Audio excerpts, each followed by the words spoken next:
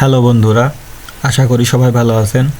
তো আজকে যেটা নিয়ে কথা বলবো এটা হচ্ছে শিক্ষা প্রকৌশল অধিদপ্তরের একটা বড় নিয়োগ বিজ্ঞপ্তি দিয়েছে, সেটা পদ সংখ্যা 658 জন। এটা নিয়ে আজকে কথা বলবো। তো আপনারা অনেকেই জানেন, যারা আসলে জানেন না তাদের জন্য আর কি এটা নিয়ে একটু কথা বলবো। তো আশা করি পুরো ভিডিওটা আপনারা সবাই দেখবেন। এখন এখানে মোট পদ মানে 7টা ক্যাটাগরিতে নিয়োগ আছে। তো আমরা ফোকাস করব 5 নাম্বার এবং 7 নং এই দুইটাতে।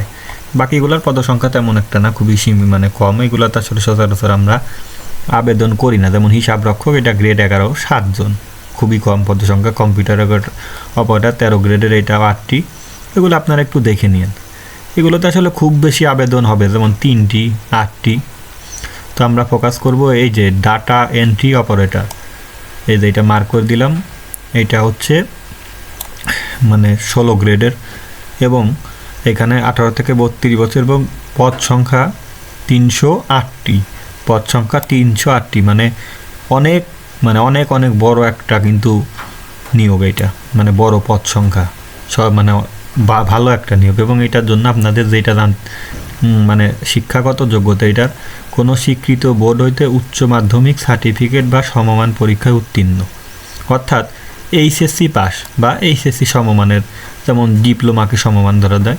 অর্থাৎ আমরা সবাই জানি এটা হলো এইচএসসি পাস, উচ্চ মাধ্যমিক সার্টিফিকেট বা সমমান পরীক্ষায় উত্তীর্ণ। এবং যেটা মেইন, এটাতে হচ্ছে কম্পিউটার মুদ্রাক্ষরে প্রতি মিনিটে বাংলায় 20 শব্দ এবং ইংরেজিতে 20 শব্দের গতি। অর্থাৎ আপনাদের যে কম্পিউটারের যে টাইপিংয়ে, এটাতে বাংলায় 20 এবং ইংরেজিতে 20 শব্দের একটা, এটাতে স্ট্যান্ডার্ড অ্যাপটিটিউড টেস্টে উত্তীর্ণ হতে হবে। এবং এই টেস্টটা কিন্তু আগেই না, যেহেতু এটা অনেক বড় পদ সংখ্যা আছে, এইগুলো বেশিরভাগ ক্ষেত্রে এগুলো এমসিকিউ পরীক্ষা হয় বা লিখিত শর্ট লিখিত পরীক্ষা হয়। এই শর্ট লিখিত বা এমসিকিউ পরীক্ষার পরে এই টেস্টটা নেওয়া হয়।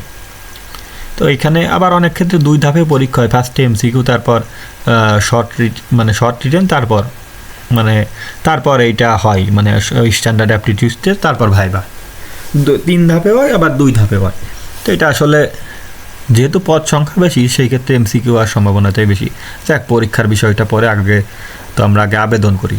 তো বয়স 18 থেকে 32 বছর। আমরা সবাই জানি বয়সটা বাড়ানো হয়েছে এখন সব নিয়োগ পরীক্ষাতেই। এটা অনেক ভালো একটা কাজ হয়েছে। এবং আপনার তো দেখলে এইচএসসি পাস এবং এই যোগ্যতা থাকলে আপনারা আবেদন করতে পারবেন। অর্থাৎ অনার্সে যারা আছে তারা তো অবশ্যই করতেই পারবেন, এবং এইচএসসি পাস যারা, তারা আবেদন করতে পারেন।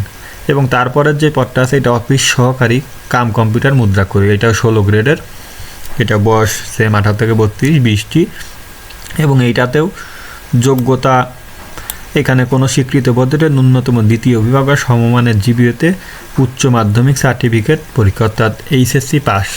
এটাতে এইচএসসি পাস হতে হবে এবং এটাতে কম্পিউটারে 20 মিনিট এবং বাংলায় 20 মিনিট, এই যোগ্যতা লাগবে। প্রায় সেম, এই দুইটা সেমি গ্রেড এবং সেমি পদ্ধতি।